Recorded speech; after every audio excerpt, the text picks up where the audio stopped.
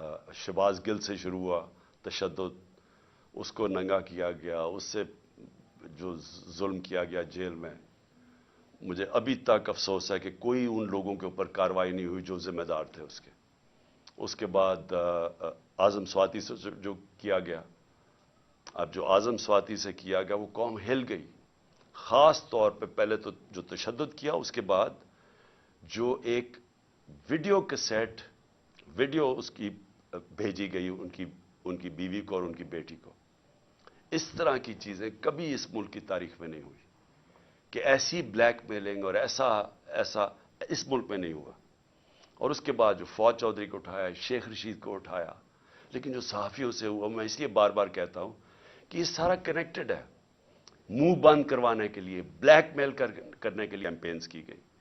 अरशद शरीफ से जो हुआ है, यानी मैं अरशद शरीफ का इसलिए कहता हूं कि इस तरह की तो हमने कभी सोचा भी नहीं, तसव्वुर भी नहीं किया था कि इस तरह के एक पाकिस्तान के बेहतरीन इन्वेस्टिगेटिव जर्नलिस्ट से जो उसके ऊपर FIRs काटी गई, उसको मुल्क से बाहर फिर धमकियां दी गई, और वो देखें उसको कि ऐसा वो एक मुजाहिद जो खड़ा रहा, राय हक पे खड़ा रहा, और फिर उसको जो कत्ल किया गया कीरिया में। यानी इस तरह की मेरे होते हुए तो कोई मैंने मिसाल नहीं देखी। हालांकि मैंने जनरल मुशर्रफ का मार्शल लॉ देखा, वहां कभी इस तरह की हरकतें नहीं हुई जो इन 10-11 महीनों में हुई।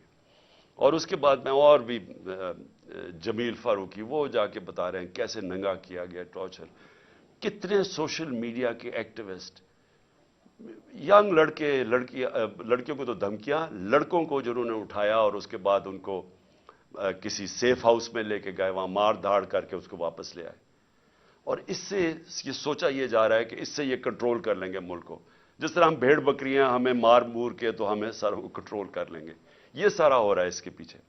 मैं इसके ऊपर खास तवज्जो जरा देना चाहता हूं कि मेरी जो JIT है, मैं ये इसलिए आपके सामने रख रहा हूं क्योंकि मैं ये बार बार लोगों के सामने इस चीज को ले आया हूं।